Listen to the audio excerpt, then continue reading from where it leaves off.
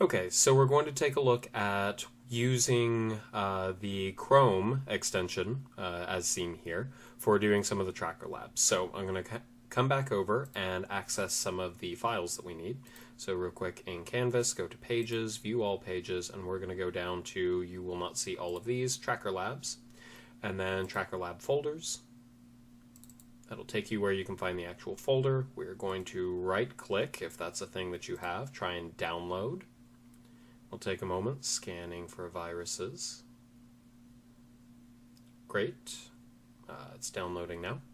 As soon as we've got that, if you're on a regular non-fruit computer, you can right-click, Show in Folder, or open up your browser, and then go through and find the actual file in Downloads. All right. Now, as soon as you've got that, we can drag this and we can drop there. Or you can click the button to say select local file and go find it from your download folder. It'll take a moment to load into this, and then we will get started on our track. So I'm going to call this Tracker Lab 002A Sanchez. And then frame rate 30, this looks fine. Number of frames to move we might play with in later videos, but on this one we're going to keep exactly with just the default settings. Go ahead and click Create. Great. Now down here on the bottom left, I've got a little black notch that I can actually drag. And you'll see above it, it says frame. Right now it says 9, and then I can skip ahead to some other frame. Now, if you're actually on a Chromebook, this will probably take a little bit longer because Chromebooks are not nearly as powerful. I went ahead and set this up on a full desktop, but you'll still see most of the same interactions here.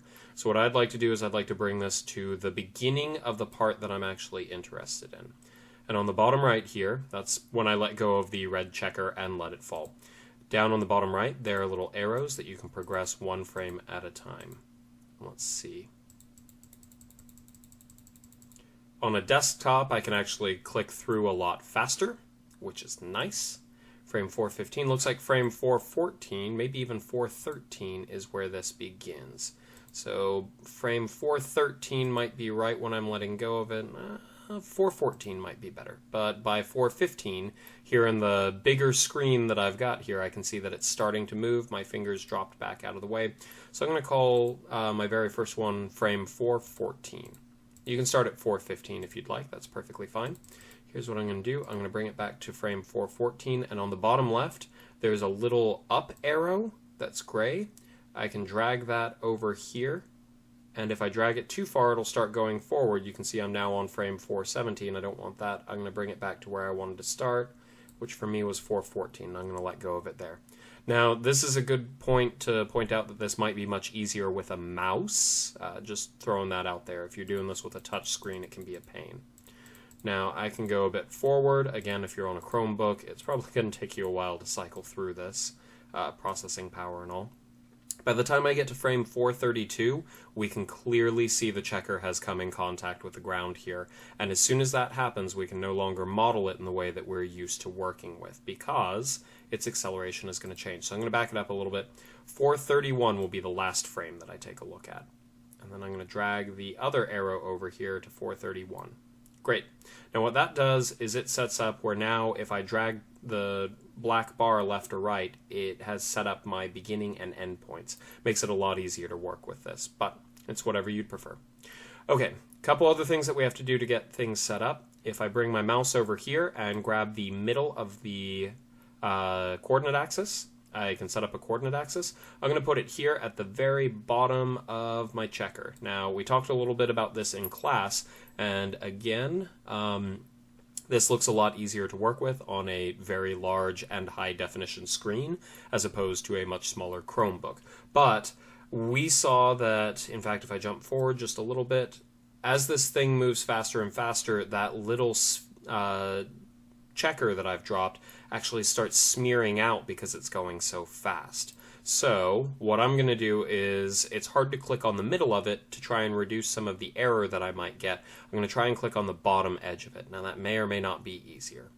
Now to make all of the motion happen in one dimension, and it's probably pretty close right now, we can see that The checker here, is the bottom edge of it is almost still in line with the negative y-axis. So I could leave it like that, but to make things a little bit simpler, I am going to fast forward to the end, and I'm going to grab this little line that's on the positive x-axis. And when I do that, I can actually drag my cursor down, or move your finger down if you are doing this on a touch screen, and line it up with the bottom edge of that checker, and that should make it where pretty much all of our motion is happening in one dimension. Now, in some of the videos we look at a bit later, we're going to find that that may be more useful because sometimes the stuff is not on a rectilinear path. In other words, the camera's level, but what we're looking at is not. Okay, so we've got our coordinate axis set up. Over here, the second button to the right, we've got Create Scale. And it asks me for a color. You can click on that and change it to a different color, but it doesn't actually make much of a difference. Click Create, and then you can left-click at the top of the meter stick, and then go down and left-click at the bottom. And then when it brings up a little box, type in 1 and hit Enter. Now, if you didn't get that exactly where you wanted it, you can actually pick up the edge and drag it around, either with a left click or by poking at your screen. And that's why we've got the meter stick there, so we can teach it pretty much what a meter is. And it's pretty much in the same plane. It's right next to where I'm actually setting this up. If I had the meter stick right in front of the camera, then it would give me a different measurement than if it's back over there by the experiment. Okay. So now we've got our scale, so that the computer knows what 1 meter is, and we've got our coordinate system, so we should be all set. Now let's see. We want to go over here to the very first button. It's Create New Track. I'm going to left click on that, and then I'm going to call this, we could just call it Track A. And bright green looks plenty good, or you can click on that and change the color if you'd like. All right. My cursor is a regular cursor right now, but if I hold down Shift, it hides the stuff so I can see things clearly, and it gives me a little box as my crosshair.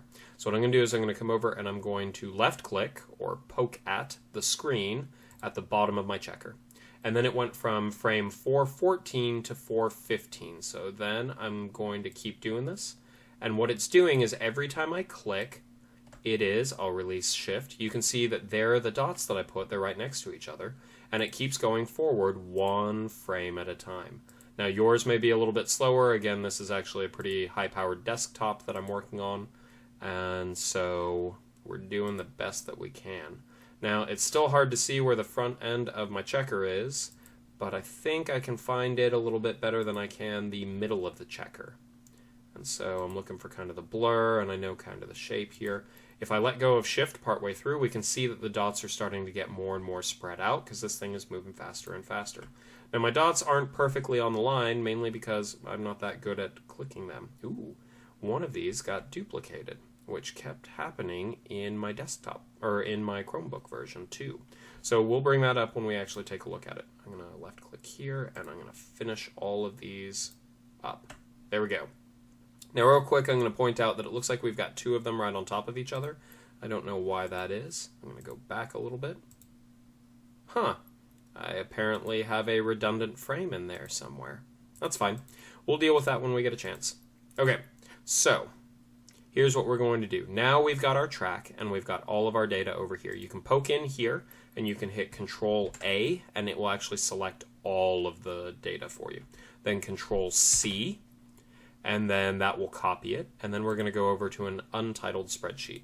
I like to not go with the very starting corner. I'll go to cell B2 and paste that in, mainly because when I keep copying it, for some reason it doesn't give me the column title. So I'm going to come back over here. We've got T, X, and Y, so I'm going to fill that in. We've got time in seconds, X in meters, and Y in meters, where X is our X coordinate and Y is our Y coordinate. Now, remember, I moved my coordinate axis and put the positive x-axis pointed downward, which is a thing you can do.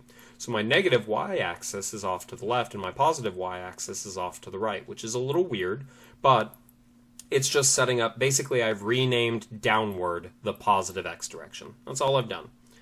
And so if you look here, we see that with x, we start at 0, because I put my origin where we started. And then at the end, I go down by about 1.4 meters or so. In the y direction, I've got a bunch of numbers that could be best characterized by 0. They're all really tiny. And what that is I've got a little bit to one side, and then a little bit to the other, a little bit to one side, then back to the other. I did my best to click on where the thing was. It's not actually doing much moving, if any at all, in the y direction, but my clicks aren't perfect. All right. Main thing is we've got our data, and now we can actually work with it. So I can take a peek at this. I'm going to insert a chart. Here we go. Not a column chart because, dear God, why? Then scatter plot. We're going to go series. We could do a classic position versus time. So I'm going to put in my series ones first, then go to x-axis. My x-axis is going to be my time values. And we end up with this. Now you'll notice that there are two that are right next to each other. That's that weird reduplicated frame. Maybe it's an error in my video. I don't know for certain, so see if it's happening on yours. If it is, that's okay. That's going to be a glitch in the machine. We know that that's going to throw things off a little bit, but that's fine. Careful that this option isn't selected. So over here in data, sometimes it says use row 2 as headers. It won't do much, but I think it removes one of your data points, so just make certain that it's not checked. Another common problem is if you go over to customize and horizontal axis, sometimes it has treat labels as text and it will totally mess up your data. So make certain that that one is not checked. Great. Then we're going to go over to series, add a trend line. Ugh, that does not look like it at all. Now, this is just something to take a look at. You don't have to do this if you don't want, but I'm going to show you this. And then we can add a label. We've got show equation on chart, and this is one that we talked about in class where we're doing the polynomial fit, and it's a pretty good fit.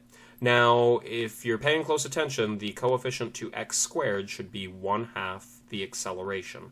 We go over that a bit more in class. So it looks like at a glance, since it's 4.07 next to the x squared, this measurement would be 8.2-ish meters per second squared, since this is half of the acceleration.